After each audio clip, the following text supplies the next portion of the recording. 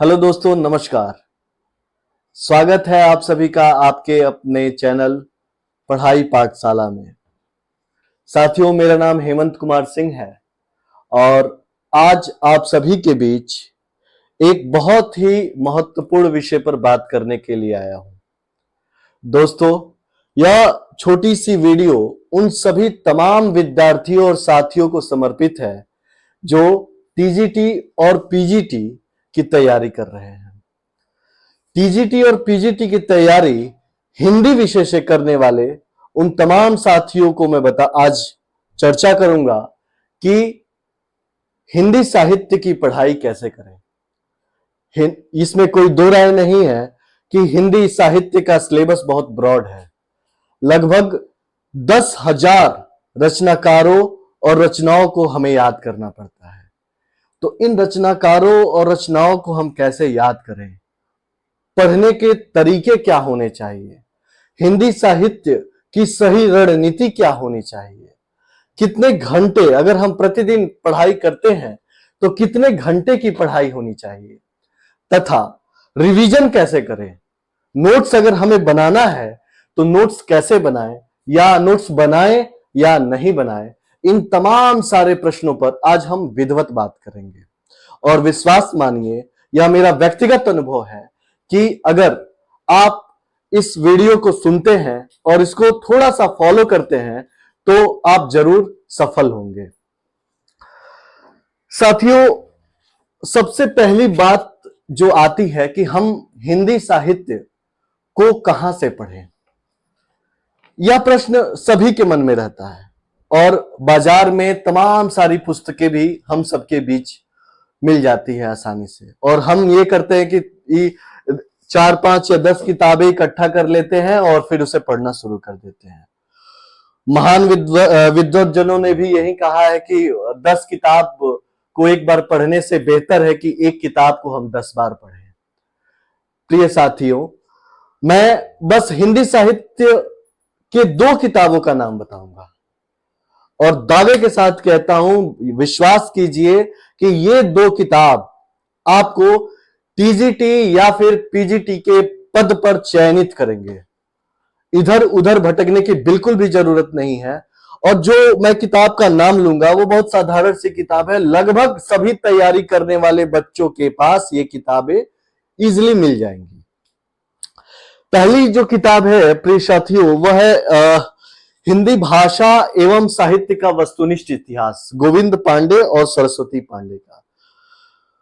खैर, ये तो किताब मेरी बहुत पुरानी है, अब बाजार में नए संस्करण भी आ चुके हैं, तो अगर आप नहीं लिए होंगे तो नए संस्करण ले सकते हैं। प्रिय साथियों, यह मेरा व्यक्तिगत अनुभव है और मेरे बहुत सारे दोस्त मित्र अलग अलग जगहों में, चाहे DSSB हुआ, नवोदय विद्यालय हुआ, केंद्रीय विद्यालय हुआ, चाहे यूपी या अन्य राज्यों में जो शिक्षक भर्ती परीक्षाएं होती हैं, उसमें जो मेरे साथी चयनित हैं, उन सभी की यही रणनीति रही है। यह मात्र एक किताब शिक्षक भर्ती परीक्षा के लिए, टीजीटी और पीजीटी की परीक्षा के लिए पर्याप्त है। इसको आप जितनी बार पढ़ेंगे, हर बार कुछ नया पाएंगे। अभी मैं आपको बताऊं तो लगभग, मैं ठीक से याद कर पा रहा हूं तो 25 से 30 बार इस किताब को मैंने पढ़ा होगा। और अब भी जब भी इस किताब को मैं शुरू से स्टार्ट करता हूं तो मुझे ऐसा लगता है कि ये बिंदु मेरे लिए नया है। तो जिसको ईमानदारी से इस परीक्षा की तैयारी करनी है, वो गोविंद पांडे, सरस्वती पांडे की हिंदी भाषा एवं साहित्य का वस्तुनिष्ठ इतिहास ले सकता है। कुछ मेरे साथी ऐसे हैं जो और अधिक पढ़ने की चाह रखते हैं, विषय की गंभीरता में जाना चाहते हैं। उन लोगों के लिए एक और किताब मैं रिकमेंड करूंगा। ये दृष्टि द विजन की है, यूजीसी नेट जेआरएफ की हिंदी साहित्य की किताब। साथियों, ये मेरे कुछ दोस्तों ने मिलकर ये किताब लिखी है और मैंने कई बार इस किताब को पढ़ा है। बहुत अच्छी किताब है, विस्तृत रूप से, बहुत सारगर्भित रूप से भी सभी बिंदुओं पर लेखन किया गया है। वैसे तो गोविंद पांडे की किताब टीजीटी और पीजीटी के लिए इनफ है, लेकिन जिसे बहुत गंभीरता से और गहराई से हिंदी साहित्य को समझना है, वह यह दृष्टि द विजन की किताब ले सकता है। ये रही थ्योरी की बात। साथियों, हम जब परीक्षा कक्ष में बैठते हैं तो हमारे सामने थ्योरी के प्रश्न नहीं आते हैं, हमारे सामने वस्तुनिष्ठ प्रश्न आते हैं, ऑब्जेक्टिव प्रश्न आते हैं जिसके 4 विकल्प रहते हैं। तो हमें उन प्रश्नों को हल करना है और वह प्रश्न तभी सही हल हो पाएंगे जब हम उसी प्रकार के प्रश्न का अभ्यास करें। साथियों, अगर आपको आते हुए प्रश्न गलत होने से बचाने हैं, चाहे वो हमारे जल्दबाजी में उत्तर गलत ना हो, इन सब चीजों को अगर ध्यान रखना है तो आपको अभ्यास करना पड़ेगा। और अभ्यास प्रीवियस ईयर क्वेश्चन पेपर का, हिंदी साहित्य के जितने भी प्रीवियस ईयर क्वेश्चंस हैं उन सभी को का अभ्यास आपको करना पड़ेगा। एक मतलब किसी भी परीक्षा में, चाहे वो DSSB हो, KVS हो, नवोदय विद्यालय हो, चाहे अभी फिलहाल में EMRS की परीक्षा होने वाली है, इन सभी परीक्षाओं में पिछले वर्ष के जो प्रश्न रहते हैं वह प्रश्न संभवतः दोहराए जाते हैं। और अगर आप प्रीवियस ईयर क्वेश्चंस लगा के परीक्षा कक्ष में जाते हैं तो वो प्रश्न ऑटोमेटिक आपके सही हो जाते हैं, वो रखे रखाए नंबर होते हैं। इस चीज को अब विद्यार्थियों का प्रश्न ये रहता है कि सर हम कहां से इसको पढ़ें। साथियों, 2 किताबें हैं, दोनों में से कोई एक आप एक किताब ले सकते हैं। पहली किताब है यूथ पब्लिकेशन की, जिसमें ये तो खैर पुराना संस्करण है, मैं बहुत पहले लिया था, अब शायद 10,000 प्रीवियस ईयर क्वेश्चंस जो हैं उसकी एक श्रृंखला दी गई है किताब में। और इसमें अब तक के TGT, PGT, GIC, LT grade, GDC, फिर केवीएस, DSSB, एनवीएस, तमाम सारे झारखंड, यूपी के तमाम सारे शिक्षक भर्ती की परीक्षाओं में अगर हिंदी की साहित्य के प्रश्न आ रहे हैं तो उन प्रश्नों को इस किताबों में दे रखा है। और यह किताब आपको खरीदना है मार्केट से। ये आप यूथ पब्लिकेशन की किताब ले सकते हैं, चाहे आप घटना चक्र की किताब ले सकते हैं, दोनों में से कोई एक किताब आप ले सकते हैं। और प्रतिदिन यह तय कर लीजिए कि थ्योरी पढ़ने के बाद, या तो उठने के बाद, सुबह उठने के बाद, या फिर सोने से पहले प्रतिदिन 100 प्रश्न का हम हल करेंगे। प्रतिदिन अगर आप 100 प्रश्नों का हल करते हैं या फिर किसी एक चैप्टर के सभी प्रश्नों का हल करते हैं तो विश्वास मानिए कुछ समय बाद आप खुद को हिंदी के मामले में बहुत अधिक मजबूत पाएंगे। ये रहा कि हम हिंदी कहां से पढ़ें और प्रश्न कहां से लगाएं। ये 2-3 किताबें इनफ है, ठीक है। अब मेरे बहुत सारे प्रिय साथियों के प्रश्न ये रहते हैं कि हम कहां से पढ़ें, ये तो बात क्लियर होगी। सिलेबस क्या है? मेरे पास बहुत सारे बच्चों के मैसेज आए, मेरे साथियों के मैसेज आए कि सर अभी EMRS की परीक्षा होनी है तो EMRS का सिलेबस क्या है, चाहे DSSB का सिलेबस क्या है। दोस्तों, सिलेबस सभी परीक्षाओं में सेम रहता है। टीजीटी और पीजीटी के सिलेबस में तनिक अंतर रहता है, वो भी काव्य शास्त्र के मामले में अंतर रहता है। टीजीटी की परीक्षा में काव्य शास्त्र संभवतः नहीं पूछे जाते हैं, लेकिन पीजीटी के परीक्षाओं में काव्य शास्त्र पूछे जाते हैं। अब हम इसमें कोई दो राय नहीं है कि जो हिंदी साहित्य का सिलेबस है वो बहुत बड़ा सिलेबस है। जैसे इसमें आदिकाल, भक्तिकाल, रीतिकाल, आधुनिक काव्य, उपन्यास, कहानी, नाटक, निबंध, आलोचना, फिर अन्य गद्य विधाएं, अन्य गद्य विधाओं में जीवनी, आत्मकथा, संस्मरण, रेखाचित्र, यात्रा साहित्य और पत्रकारिता, ये सारा सिलेबस है। और एक इसमें और बिंदु है भाषा का। साथियों, ये टीजीटी और पीजीटी के लिए, दोनों के लिए सेम सिलेबस है। बस पीजीटी में एक पॉइंट जुड़ जाता है काव्य शास्त्र का। काव्य शास्त्र पीजीटी में धूमधाम से 4-5 प्रश्न पूछ लेता है। अब प्रश्न यह उठता है कि इन सभी टॉपिक को हम कहां से कैसे पढ़ें। प्यारे भाइयों,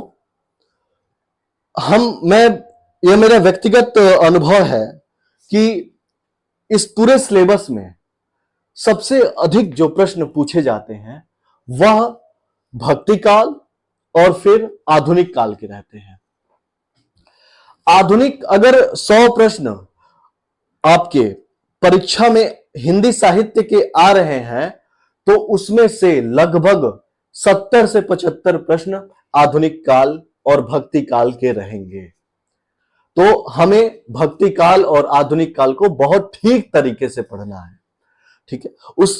अब जैसे आदिकाल है, आदिकाल के नामकरण से प्रश्न हमेशा पूछता है। किसी भी शिक्षक भर्ती परीक्षा हो, आदिकाल को वीरगाथा काल किसने कहा, आदिकाल को आदिकाल नाम किसने कहा, रीतिकाल को श्रृंगार काल किसने कहा, ऐसे प्रश्न आपको सभी परीक्षाओं में मिल जाएंगे। और ये बेहद आसान प्रश्न है और बेहद आसान के चक्कर में हम सभी गलत करके ये प्रश्न आते हैं। यह प्रश्न अभ्यास से सही होगा। आप थ्योरी के लिए गोविंद पांडे या फिर दृष्टि की पुस्तक से इन सारे टॉपिक्स को क्लियर कर सकते हैं और उसके बाद यूथ या फिर घटना चक्र की पुस्तक को लेकर आप क्वेश्चंस लगा सकते हैं। ठीक है। अब प्यारे साथियों ने मुझे कुछ मैसेज किया कि सर आप नोट्स बनाते थे या फिर कैसे पढ़ते थे। ये जो किताब है ये मेरे लिए नोट्स के समान है। आप देखेंगे तो यह किताब लगभग फट चुकी है और फिर बहुत अंडरलाइन और बहुत सारे मतलब मार्क मैंने कर रखे हैं। ये किताब को मैं बार बार पढ़ता था और जिसके कारण से मुझे रिवीजन भी करना होता तो ये किताब को मैं इसी किताब को पढ़ता था। और बाकी किसी विशेष रचनाकार के रचनाओं के नाम अगर मुझे रटने होते थे तो एक पेज पे मैं लिख लेता था और वो पेज को अपने पास रखा रहता था। जहां भी मुझे समय मिलता था तो मैं उस पेज को निकाल के पढ़ लेता था। इससे क्या होता था कि चीजें मुझे बहुत अच्छे से क्लियर हो जाती थी। अब आपको भी ऐसे ही करना है कि इसी किताब को हमेशा पढ़ते रहना है। आदिकाल को आप मुश्किल से एक बार अच्छे से पढ़ लेंगे, उसके बाद 1 घंटे में खत्म कर देंगे। रीतिकाल को 1 घंटे में खत्म कर देंगे। भक्ति काल को 2 घंटे लगते हैं खत्म करने में। आधुनिक काव्य को 2 घंटे लगते हैं। निबंध को मात्र 1 घंटे लगते हैं खत्म करने में। तो इस तरीके से आपका रिवीजन भी हो जाएगा। जो चीजें एकदम महत्वपूर्ण है, जिसे याद करनी है, उसे आप एक पेज पे नोट करके अपने साथ रख सकते हैं। जहां जैसे भी मौका मिले उसे आप पढ़ सकते हैं। ये रहा कि नोट्स बनाना है कि नहीं बनाना है। किताब को ही नोट्स बनाना है, पहली चीज। अब कितने घंटे पढ़ें और कैसे पढ़ें हिंदी साहित्य को। साथियों, जो मेरा पढ़ने का तरीका यह था कि ये पूरी किताब को मैं 1 सप्ताह में खत्म करने के उद्देश्य से पढ़ता था। जैसे सोमवार को मैं आदिकाल और आधुनिक काव्य पढ़ लेता था और फिर क्वेश्चन लगाता था। फिर दूसरे दिन भक्ति काल और रीतिकाल पढ़ देता था। फिर तीसरे दिन फिर उपन्यास पढ़ लेता था और निबंध क्योंकि छोटा पोर्शन है तो निबंध पढ़ लेता था। एक बड़ा और एक छोटे का तालमेल बना के मैं चलता था। फिर चौथे दिन नाटक पढ़ लेता था, फिर आलोचना पढ़ लेता था। 5वें दिन उपन्यास पढ़ लेता था और उसके साथ अन्य गद्य विधाएं पढ़ लेता था। इस तरीके से 6ठे दिन काव्य शास्त्र और भाषा खंड पढ़ लेता था। इस तरीके से पूरे किताब को 1 सप्ताह में मैं खत्म कर देता था।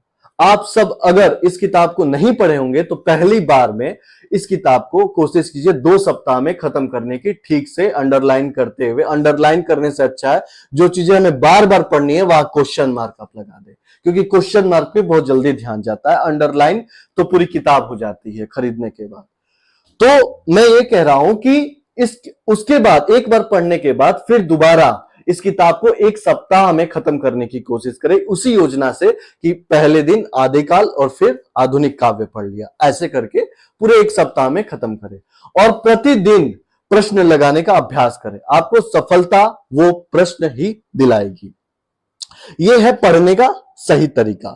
कितने घंटे पढ़ें, किसी भी चीज को घंटों में न बांधें। यह मेरा व्यक्तिगत मानना है कि अगर आप पहले दिन आदिकाल और आधुनिक काव्य को पढ़ना तय करते हैं तो आदिकाल मुश्किल से 1 घंटा लगता है और आधुनिक काल लगभग 2 या 2.5 घंटे लगेंगे, 3.5 घंटे में दोनों चीजें खत्म हो जाएंगी। उस तरीके से आप लेके टॉपिक को खत्म करने में विश्वास रखें, घंटों में मत मापे। अब यह है कि किस टॉपिक को ठीक से पढ़ें, तो मैंने इसके भी बारे में बता दिया कि आधुनिक काल और भक्ति काव्य को बहुत अच्छे तरीके से पढ़ना है। हिंदी साहित्य या हिंदी से जो बच्चे तैयारी कर रहे हैं उन बच्चों के लिए हिंदी व्याकरण का अमूल्य योगदान होता है। हिंदी व्याकरण के बारे में मैं किसी अन्य वीडियो में आपको बताऊंगा कि वो पढ़ना कहां से है और फिर क्या पढ़ना है और कैसे पढ़ना है, उसके बारे में मैं बताऊंगा। साथियों, यही तरीका है हिंदी साहित्य को पढ़ने का। और ये नहीं है कि सर मैं पढ़ तो रहा हूं, याद नहीं हो रहे हैं। सबसे महत्वपूर्ण मुझे लगता है कि इस सेशन का सबसे महत्वपूर्ण बात ये होगी, याद करने, अगर क्वेश्चंस या फिर आपको ये फैक्ट्स याद नहीं हो रहे हैं तो बिल्कुल परेशान होने की जरूरत नहीं, घबराने की जरूरत नहीं है। प्रति सप्ताह बस इस किताब की रीडिंग लगाइए। विश्वास मानिए, जब आपके समक्ष प्रश्न आएंगे, उसके 4 विकल्प रहेंगे तो ऑटोमेटिक उत्तर पर आपकी उंगली चली जाएगी। ठीक है, तो आप रटने और याद करने की बजाय कुछ चीजें तो आपको याद करनी पड़ेगी, ट्रिक बनाना पड़ेगा। ट्रिक से याद, अपने किसी रिश्तेदार के नाम से उसको जोड़ के, अपने नाम से जोड़ के, किसी क्षेत्र विशेष के नाम से जोड़ के आप ट्रिक के माध्यम से बहुत सारी रचनाओं को याद कर सकते हैं। लेकिन फिर भी मैं ये कहूंगा कि आपको केवल इस किताब की रीडिंग लगानी है, रटना नहीं है, याद बिल्कुल नहीं करना है। अगर आप एक सप्ताह में एक बार इस किताब को खत्म कर दे रहे हैं तो 30 दिन में आप 4 बार, मतलब 4 सप्ताह में 4 बार किताब को खत्म कर देंगे। और विश्वास मानिए, हिंदी साहित्य के अगर 100 प्रश्न आ रहे हैं तो आपके 90 प्रश्न सही होंगे। ठीक है, यही है सफलता का मूल मंत्र। मेरा भी मूल मंत्र यही था। मेरे हिंदी साहित्य में बहुत अच्छे नंबर थे और लगभग मेरे नवोदय विद्यालय में 80 प्रश्न आए थे, जिसमें से लगभग 72 या 73 प्रश्न मेरे सही थे। और आप सभी को ढेर सारी शुभकामनाएं और आप भी ऐसे ही रणनीति बनाएं। मुझे लगता है कि सबसे सटीक तरीका पढ़ने का हिंदी साहित्य को यही है। और एक सप्ताह में पूरे सिलेबस को खत्म करने की कोशिश करें। अगर प्रति सप्ताह आप यह काम करने लगे तो विश्वास मानिए, एक समय ऐसा आएगा कि कोई भी प्रश्न आपसे अछूता नहीं रहेगा और हिंदी साहित्य पर आपका बहुत अच्छा कमांड हो जाएगा और हिंदी साहित्य से आप एक अच्छे कुशल शिक्षक बन सकते हैं। जो आप चाहते हैं वो बन सकते हैं। इसीलिए आप इसे फॉलो करें। और फिर यह मेरी एक छोटी सी शुरुआत है, हमारी टीम की एक छोटी सी शुरुआत है। आप इस YouTube से जुड़े, अपने साथियों तक मेरी बात को भी पहुंचाएं और साथियों तक यह वीडियो भेजें। सभी से निवेदन है कि इसे सब्सक्राइब करें, लाइक करें और अपना साथ बनाए रखें। धन्यवाद।